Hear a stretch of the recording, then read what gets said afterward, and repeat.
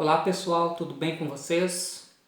No vídeo de hoje eu queria falar sobre a história do filósofo italiano Giulio Cesare Vanini. Esse filósofo ele viveu no começo da Idade Moderna e faleceu no ano de 1619, condenado pela Inquisição sob o crime de ateísmo e de blasfemar contra o nome de Deus. Ao final do vídeo eu quero trazer para vocês mais detalhes em relação à morte do Giulio Cesare Vanini. Então peço que vocês acompanhem o vídeo até o final.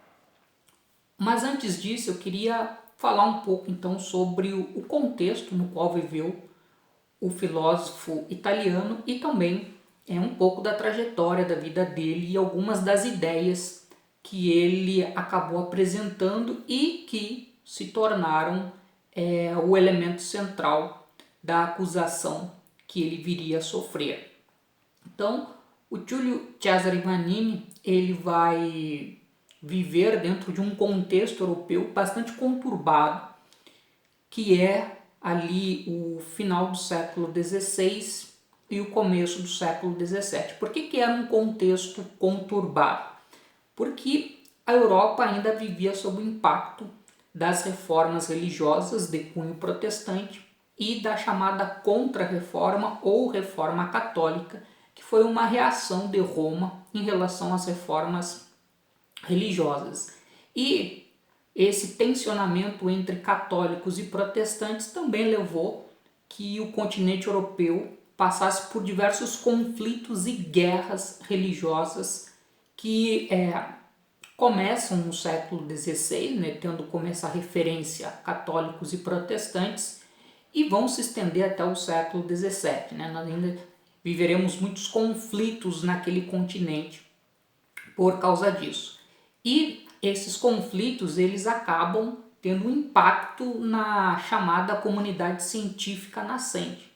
O século XVII é o século de afirmação do desenvolvimento do método científico e, inclusive, isso ficou denominado na historiografia como a Revolução Científica, que é uma característica da vida intelectual europeia do século XVII.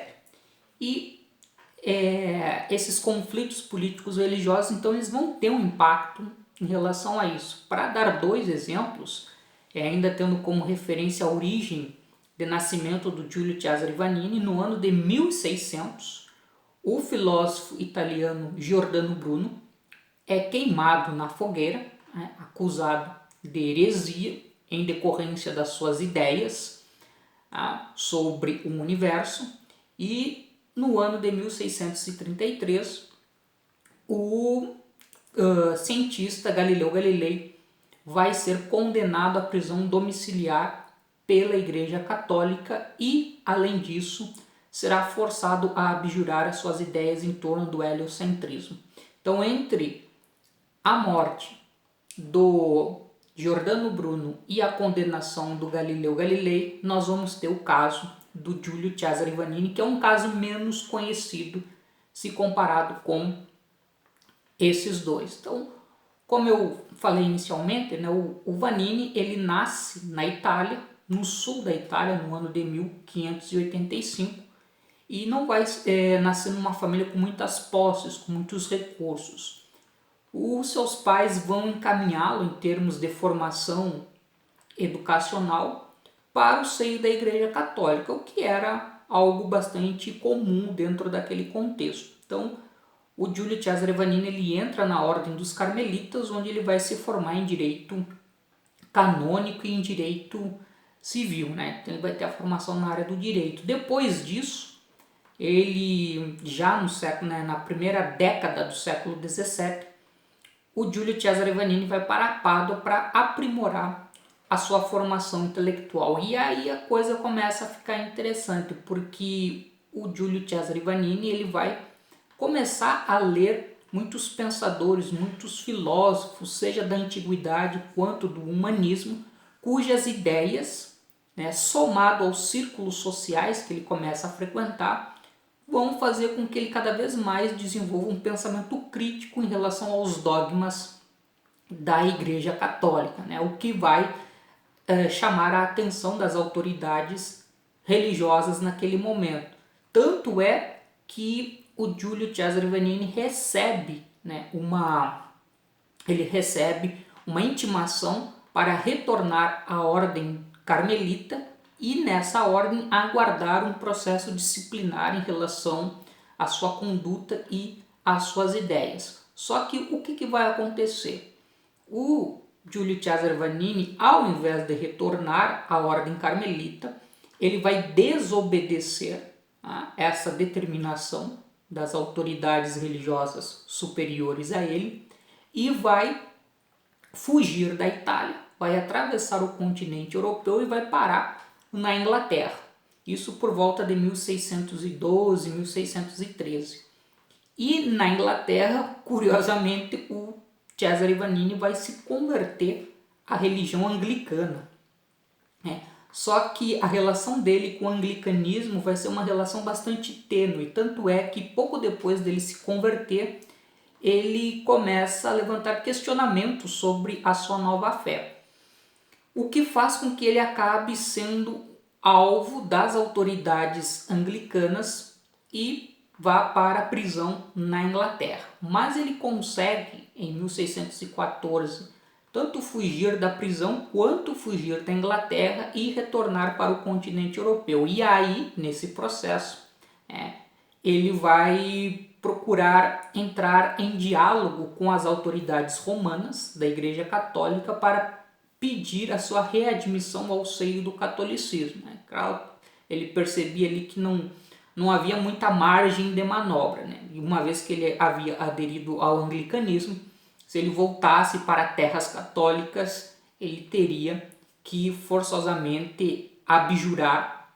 a fé anglicana, o que ele vai então proceder a partir de um pedido, e o que leva a um processo avaliado pela Inquisição para saber se ele poderia ou não ser readmitido. Então ele acaba retornando para a Itália, só que nesse meio tempo o Giulio Cesare Vanini vai publicar as suas principais obras, em 1615 e 1616 ele publica as suas principais obras, que vão apresentar um conjunto de ideias que irão chamar a atenção das autoridades religiosas e serão interpretadas como ideias heréticas, heterodoxas e ideias ateias. Aí a coisa vai ficar bem complicada para o Giulio Cesare Vanini. O que acontece?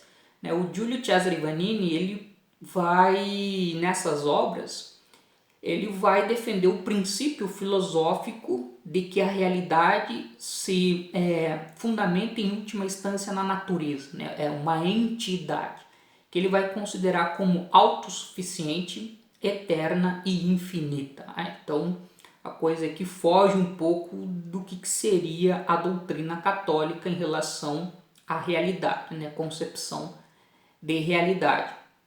O Giulio Cesare Vanini também vai deixar nessas obras a posição de que as entidades sobrenaturais, demônios, espíritos, anjos, almas, etc., tudo seriam criações humanas. E os dogmas que as autoridades defenderiam como algo que a população deveria seguir, as autoridades religiosas, o Giulio Cesare Vanini vai dizer que eram formas de fazer com que a população fosse dominada pelos grupos do poder. Então, vai ter essa crítica muito forte. Agora, seria o Giulio Cesare Vanini um ateu no sentido contemporâneo da palavra?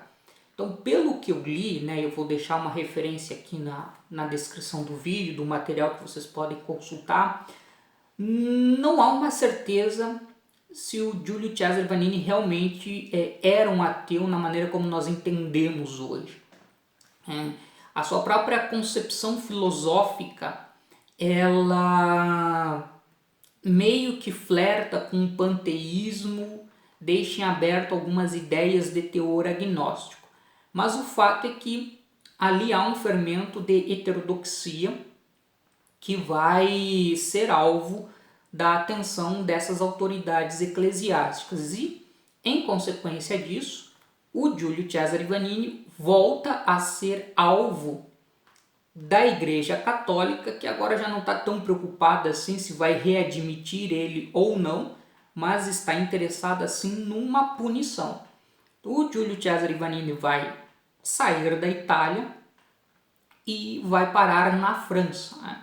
Na cidade de Toulouse, né? Tentando fugir das autoridades romanas, mas na cidade de Toulouse, na França, o Giulio Cesare Vanini será preso em 1618 e ele vai ficar praticamente um ano, mais ou menos, sob a custódia das autoridades eclesiásticas da cidade de Toulouse, na França, que vão promover um processo contra ele visando a sua condenação. E aí vem aquilo que eu disse no início do vídeo sobre os detalhes em relação à condenação e à morte do Giulio Cesare Vanini.